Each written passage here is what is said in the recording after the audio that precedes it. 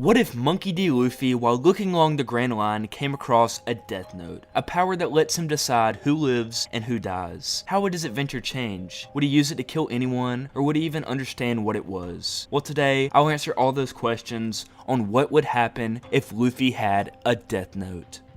Firstly, let's see how Luffy would even come across such a weapon. Well, it starts one quiet night aboard the Thousand Sunny. A strange black notebook falls from the sky right into Luffy's hands. He flips it open, laughs, and shouts, "Whoa! A book that can kill people? That's kinda scary, huh?" At first, he didn't take it too seriously. And let's be honest, can this dude even read? Even if he could, Luffy's not the type to read the rules. Nevertheless, he jokingly writes the name of a pirate who attacked a nearby village. The next morning, when Nami and Robin are reading the newspaper, that same pirate is found dead. Luffy is stunned. He tries to tell everyone that the pirate died because of him, but of course, everyone just thinks he's talking nonsense. But to prove this, Luffy writes the name of his biggest target, Sakazuki, the man who killed his brother Ace. At first, nothing seems to happen, but later that day, a bird flying overhead drops a breaking news report.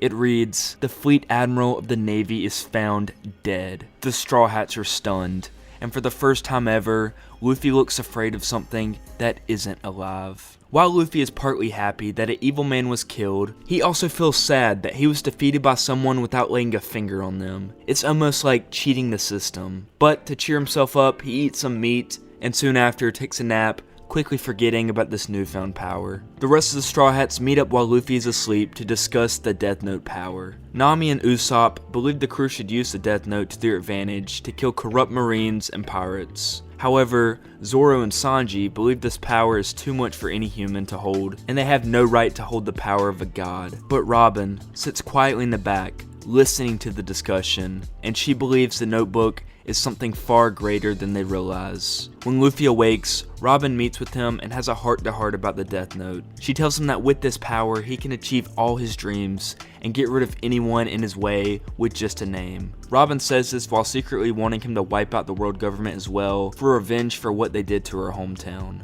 Luffy decides that he will listen to Robin, but only use the Death Note for only the most evil and corrupt people, like Blackbeard. Luffy thinks of who he should get rid of first. The man most recently on his mind is Rob Lucci, because of their recent battle in Egghead. Luffy writes the name of Pigeon Guy, and is confused on why it doesn't work. Robin tries to explain to Luffy's dumb self that he has to use the actual name of the person, and not just a nickname. She realizes Luffy is a lost cause, and takes it upon herself to supply the names for Luffy, while he writes. At first, his handwriting is sloppy, and he writes names without feeling much guilt. And this is mainly because it still doesn't feel real to him. But slowly, Luffy is being consumed by the Death Note. Meanwhile, throughout all these events, Ryuk has been perched on the ship's lookout point, laughing to himself and eating apples. Unlike how Ryuk is in Death Note, in the One Piece world, he would rather observe than interfere with Luffy's plans for the notebook. As Luffy is killing off more and more warlords, marines, pirates, and corrupt world government officials,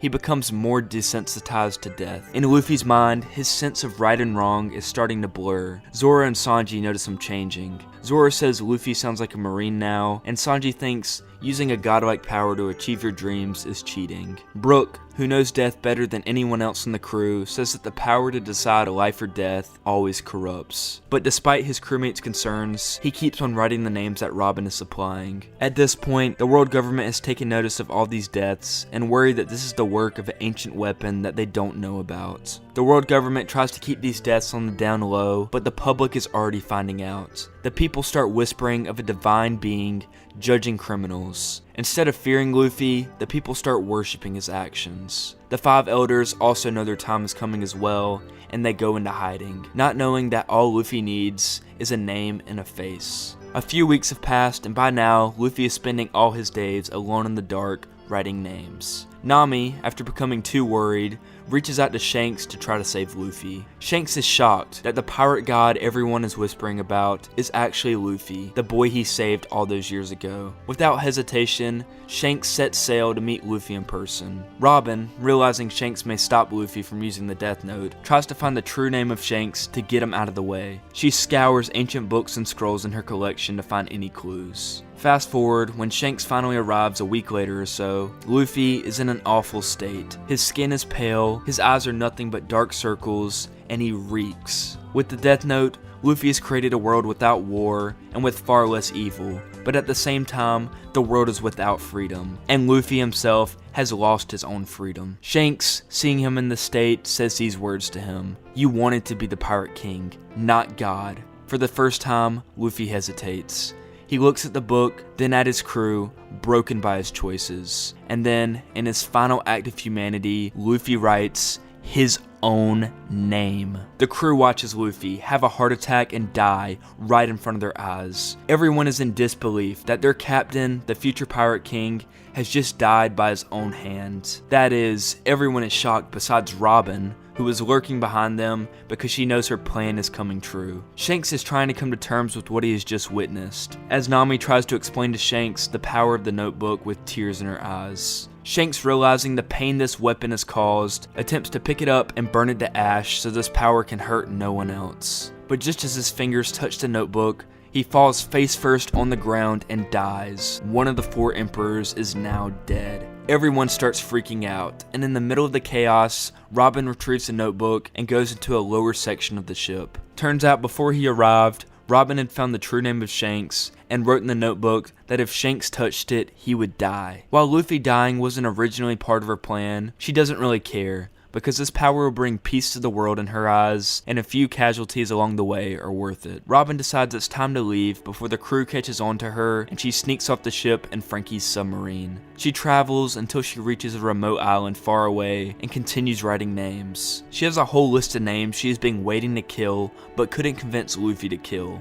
People like Garp, the Celestial Dragons, and the 5 Elders. As she is writing down her list, she comes face to face with Ryuk for the first time and is horrified. She has no idea a God of Death came along with this notebook, but after some thinking, she realizes Ryuk can help her with her goal of world peace. Ryuk agrees to guide Robin to the Holy Land, Marijois. Robin's thinking was that after killing the Celestial Dragons and the elders that lived there, she can take it over as her base of operations. After arriving at this Holy Land, she sees everything is in flames and ruin. After the Celestial Dragons died, all of the slaves revolted and burned everything to the ground. The slaves see Robin when she arrives, and she tells them that she is their savior. She holds the power of life and death. The freed slaves now follow Robin's will and work to make her the queen of the world. Robin is now practically untouchable, killing all the top most powerful devil fruit holders in the world. Robin, in the end, technically does achieve her goal of personal freedom, and the world is, I guess, kinda free,